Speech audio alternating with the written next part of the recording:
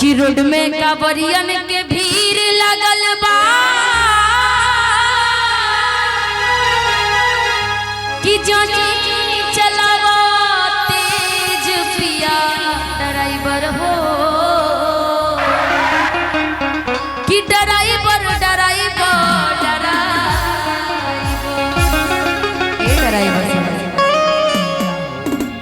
कि रोड में कांवरियन के भीड़ लगल बा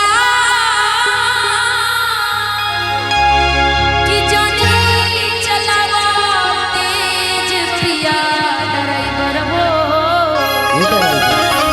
कि सैया ड्राइवर हो कि धक धक करता। अच्छा किसी के पास गमछी हो तो जरा दे दीजिएगा। पति छोटा है पत्नी बड़ा है इसकी थोड़ी। इसको पगड़ी बांधो तो ड्राइवर बनना है तुमको, पगड़ी वाला ड्राइवर। बाप रे बाप पैसा कहाँ पॉकेट में रखना देख रहे हैं। बानो पगड़ी बानो। भाई बिहार के एक बच्चों का भाई टैलेंट देख के तो पाकिस्तान में डर जाता है, तो सिर्फ बिहार है, हिंदुस्तान का तो बातें अलग है। कौन सा पगड़ी बांधा भाई? पगड़ा बांधा। एक तरफ कर निकले ना। मान लो ये तुम्हारी पत्नी है, ठीक, और दोनों आदमी देवघर चल रहे हो, दोनों हाथ पकड़ो। मान लो गाड़ी में बैठे हो तुम लोग, हाथ छोड़िए मत लो। कि रोड में कांवरियन के भीड़ लगल बा।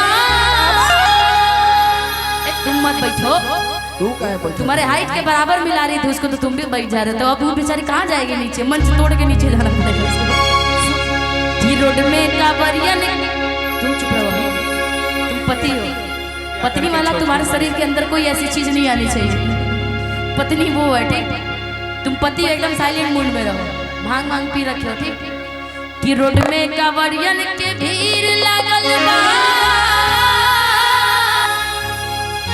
कि जानी चलावा तेज पिया ड्राइवर हो कि सैया ड्राइवर हो कि धक धक करता। अब पति वाला स्टाइल में आना, पत्नी वाला स्टाइल में नहीं, ठीक। 1 2 3 4